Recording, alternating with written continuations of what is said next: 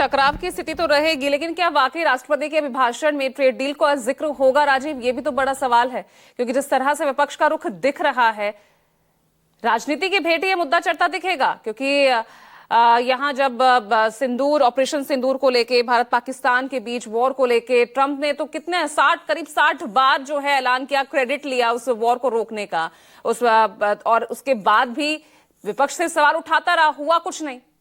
अब इस trade deal को लेकर भी अनाउंसमेंट ट्रंप की तरफ से, अमेरिका की तरफ से की जाती है, सवाल यहां फिर विपक्ष उठा रहा है।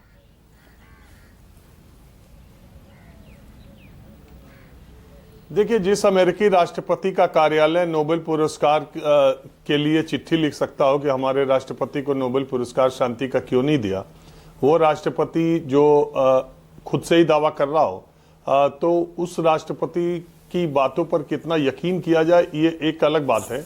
लेकिन भारत के मसले पर सब कुछ डोनाल्ड ट्रंप की तरफ से ऐलान होता है और भारत सरकार उसकी पुष्टि करती है। ऐसा ही होता आया, चाहे ऑपरेशन सिंदूर हो, चाहे ये डील हो। ये डील बहुत दिनों से ये बातचीत चल रही थी और अमेरिका तमाम प्रधानमंत्री नरेंद्र मोदी की दोस्ती के बावजूद अमेरिकी राष्ट्रपति ट्रंप से, अमेरिका ने, आपने देखा कि रशिया से तेल खरीदने पर पहले 25% और फिर 25% टैरिफ ठोक दिया था। और 4-5 महीने की बातचीत के बाद ये डील अगर पक्की हुई है, तो डील के भी जो डिटेल्स हैं वो अमेरिका की तरफ से पहले बताए गए, बाद में भारत सरकार ने उसकी पुष्टि की। अब पीयूष गोयल जो वाणिज्य मंत्री हैं, उन्होंने ये बात कही है कि इसी हफ्ते तक इस पूरी डील के डिटेल्स सामने आएंगे। जब तक डिटेल सामने नहीं आते हैं पूजा, तब तक अमेरिका के राष्ट्रपति और वहां के कृषि मंत्री की बातों पर कितना भरोसा किया जाए। लेकिन भरोसा न किया जाए, इसके भी कोई कारण नहीं है। जो 4 महत्वपूर्ण बातें अमेरिकी राष्ट्रपति कह रहे हैं कि भारत ने रशिया से तेल खरीदने को मना कर दिया है, अब वो अमेरिका के बाद वेनेजुएला से तेल खरीदेगा।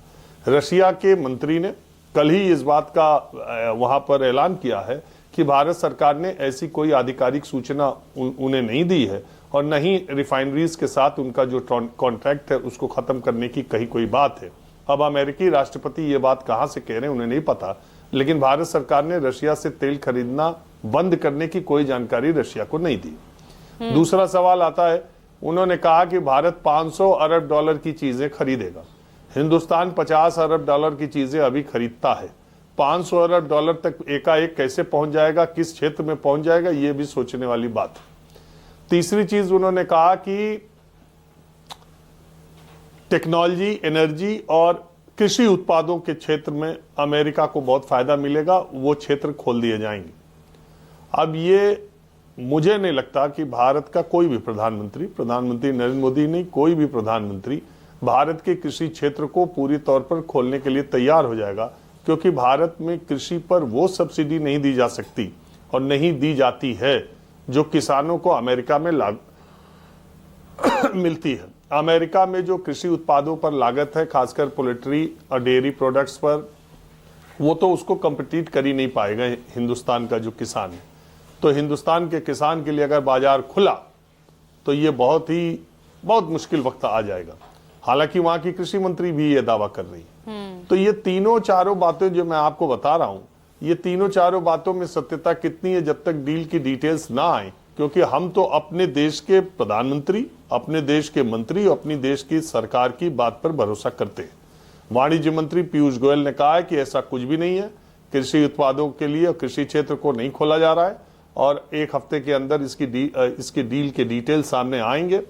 किसानों को कहीं से कोई खतरे की बात नहीं है, तो हम उनकी बात पर विश्वास करते हैं जब तक कि डील के सारे फैक्ट सामने नहीं आते। तो ये बात है। अभी इस डील को लेकर तमाम विपक्ष की तरफ से वही सवाल उठाए जा रहे हैं जो मैंने आपको बताया, अमेरिकी राष्ट्रपति डोनाल्ड ट्रंप और वहां की कृषि मंत्री के बयान के आधार पर। और जिस तरीके से एकाएक डील रात को हुई 4 महीने के बाद, और राहुल गांधी सवाल उठा रहे हैं कि प्रधानमंत्री मोदी एकाएक डरे हुए हैं और घबराए हुए हैं, इसलिए उन्होंने बहुत जल्दी डील कर ली। तो ये सवाल लोगों के दिमाग में है। हालांकि देश में इसका सकारात्मक असर देखने को मिला है।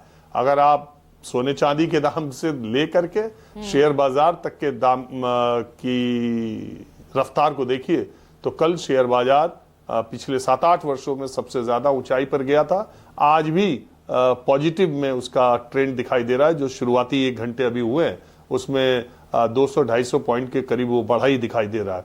तो शेयर बाजार ने इसको अच्छे से लिया है। टेक्सटाइल जगत ने इस डील को बड़ा, बजट और डील दोनों टेक्सटाइल इंडस्ट्री को बहुत बूस्टअप करेंगे, ऐसा उन लोगों का मानना है। फार्मा सेक्टर को, एनर्जी सेक्टर को बहुत फायदा होगा। बजट और डील दोनों मिलाकर के इन 3-4 सेक्टर्स के लोगों को ऐसा लगता है कि उनके लिए बहुत ही सुनहरा अवसर आया है। इसीलिए ज्यादातर शेयर मार्केट में इन्हीं फील्ड की कंपनियों के शेयर आगे भी जा रहे हैं।